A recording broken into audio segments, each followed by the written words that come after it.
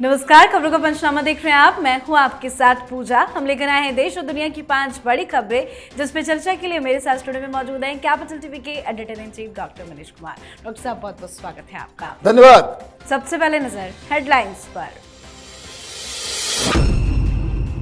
Mauritius के national day parade में बतौर चीफ गेस्ट शामिल हुए पीएम मोदी। मॉरिशस के सर्वोच्च सम्मान से भी किया गया सम्मानित। दोनों देशों के बीच 8 MOU पर हस्ताक्षर। पीएम मोदी बोले, मॉरिशस का नया संसद भवन बनाने में मदद करेगा भारत। हरियाणा में बन गई ट्रिपल इंजन की सरकार। नगर निगम चुनाव में कांग्रेस का सुपड़ा साफ। बीजेपी की बम्पर जीत। 10 में से 9 शहरों में बीजेपी की मेयर। राबड़ी देवी ने सीएम नीतीश कुमार को लेकर दिया आपत्तिजनक बयान। कहा, भांग पीकर विधानमंडल आते हैं नीतीश कुमार, सदन में बोलते हैं अंड शंड, महिलाओं को करते हैं बेइज्जत। बयान पर मचा भारी बवाल। वक्फ बिल का विरोध करने के लिए कांग्रेस कर रही बड़ी साजिश। कांग्रेस के नेता मुस्लिमों को भड़का रहे। राशिद अल्वी ने मुसलमानों को सड़क जाम कर विरोध प्रदर्शन करने की दी सलाह। बेले की लड़ाकों के आगे कमजोर पड़ी पाकिस्तानी सेना। 30 जवानों को मार गिराने का दावा। सुसाइड जैकेट पहनकर ट्रेन में मौजूद हैं बेले के बॉम्बर। खबरों की शुरुआत में सबसे पहले बात पीएम मोदी के मॉरिशस दौरे की। प्रधानमंत्री नरेंद्र मोदी के मॉरिशस दौरे का आज दूसरा दिन है। पीएम मोदी की यात्रा के दौरान भारत और मॉरिशस के बीच में कई अहम समझौते हुए। भारत और मॉरिशस के बीच 8 MOUs पर हस्ताक्षर किए गए। पीएम मोदी ने कहा कि भारत और मॉरिशस एक दूसरे के साथ खड़ा है। पीएम ने कहा, हम दोनों एक दूसरे के हमदर्द हैं। साथ ही उन्होंने ऐलान किया कि मॉरिशस में संसद की नई बिल्डिंग बनाने में भारत सहयोग करेगा। पीएम ने यह भी कहा कि दोनों देशों के बीच में लंबे समय से सुरक्षा सहयोग जारी है और दोनों देशों ने व्यापार और पर्यटन को बढ़ावा देने में महत्वपूर्ण कदम उठाए हैं। पीएम मोदी ने यह भी स्पष्ट किया कि हर क्षेत्र में भारत और मॉरिशस का सहयोग बढ़ेगा और दोनों देशों के बीच में मानवीय विकास के लिए साथ मिलकर काम किया जाएगा। इसी के साथ आज प्रधानमंत्री नरेंद्र मोदी मॉरिशस के राष्ट्रीय दिवस समारोह में मुख्य अतिथि के तौर पर शामिल हुए। मॉरिशस सरकार ने पीएम मोदी को अपने सर्वोच्च नागरिक सम्मान से भी सम्मानित किया। पीएम मोदी इस प्रतिष्ठित सम्मान को पाने वाले पहले भारतीय भी बन गए हैं। 2 दिन में पूरे मॉरिशस का दिल जीत कर रहे हैं पीएम मोदी। प्रधानमंत्री मोदी पूरे ग्लोब पे अपनी अमिट छाप छोड़ के आ रहे हैं। इस तरह का राष्ट्रीय सर्वोच्च सम्मान कोई 17 या 18वां देश है कि जहां इस तरह का सम्मान प्रधानमंत्री मोदी को मिला है। मतलब न सिर्फ भारत के इतिहास में बल्कि उन देशों के इतिहास में भी प्रधानमंत्री का नाम जो है वो दर्ज हो गया है। पहले भारतीय है। मॉरिशस, आपने देखा प्रधानमंत्री मोदी आज जो उन्होंने ट्वीट किया और मॉरिशस को लोगों को जो धन्यवाद दिया वो भोजपुरी भाषा में की। तो कितना गहरा रिश्ता नाता मॉरिशस के साथ हिंदुस्तान का है, कल्चरली भी। और बहुत सारे ऐसे लोग हैं जो ये पूर्वांचली यूपी और बिहार के लोग वहां जाकर के बसे हैं।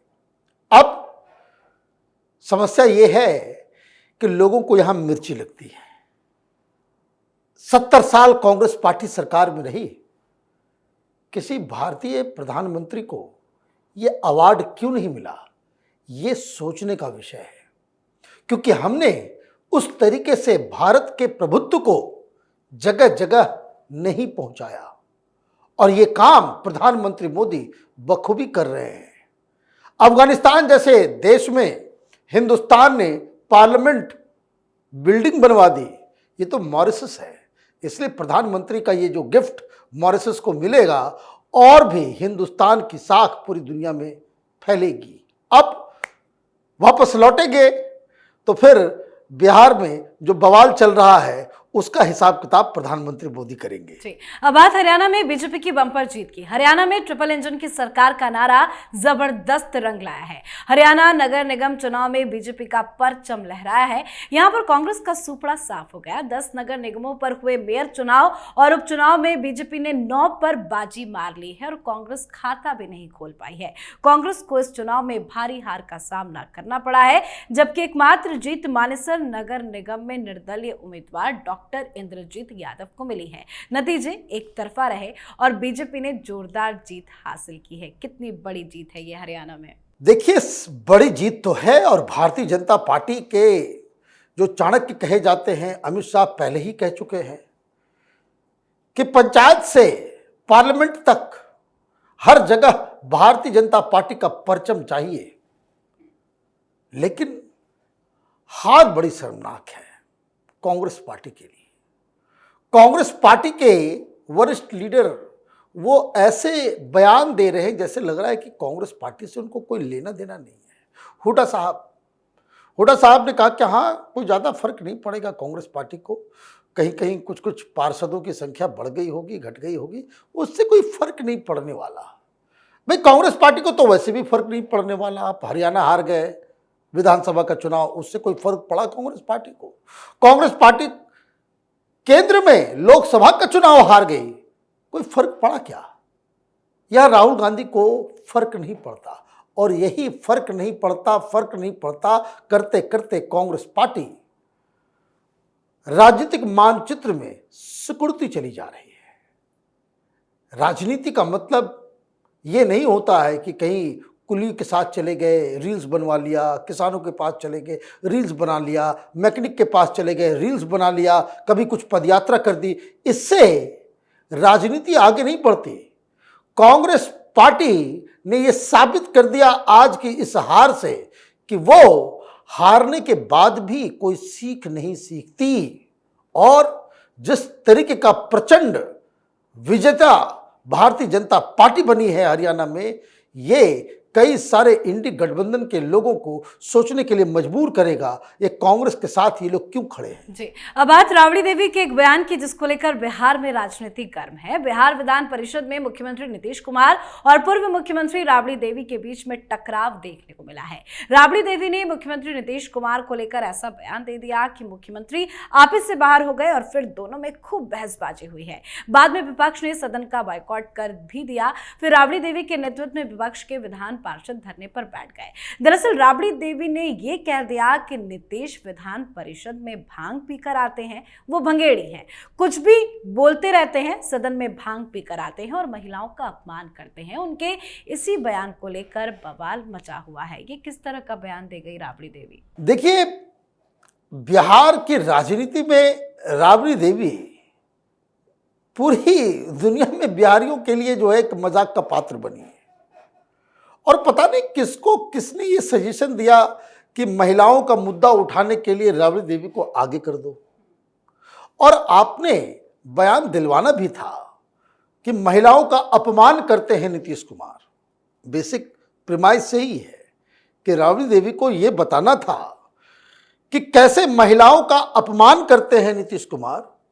उस चक्कर में वो इतना ज़्यादा आगे निकल गई कि इस तरह के बयान को कभी भी किसी भी जगह से कोई भी इसको डिफेंड नहीं कर सकता। आप ये कह रहे हैं, भाई क्या सबूत है आपके पास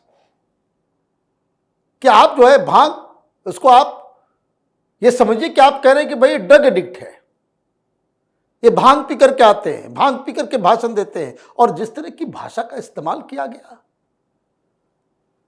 वो कह रही है कि मैं नीतीश कुमार ने कहा कि 2005 से पहले महिलाएं कपड़े नहीं पहनती थी और उसके बाद आपने जो कह दिया कि हम प्रधानमंत्री मोदी से पूछना चाहते हैं, नीतीश कुमार से पूछना चाहते हैं कि आपके घर की महिलाएं नंगी रहती थी 2005 से पहले। ये किस तरीके की भाषा है?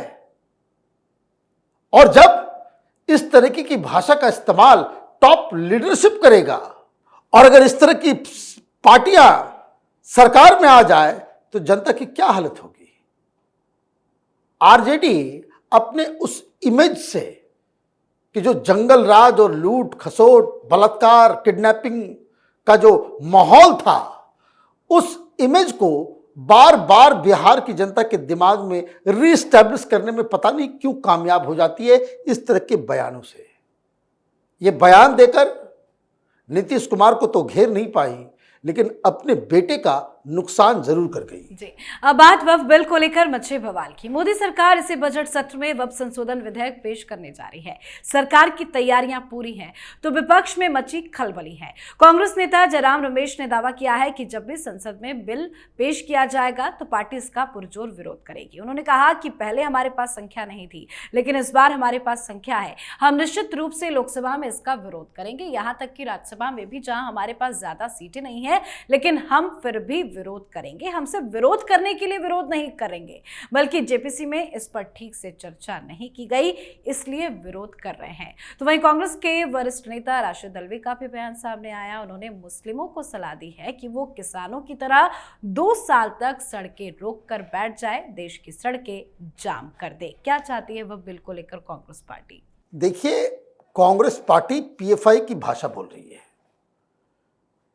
साउथ इंडिया में अलग अलग जगहों पे एसडीपीआई, जो कांग्रेस पार्टी की सहयोगी पार्टी रही है, जो पीएफआई की पॉलिटिकल विंग की तरह काम करती है,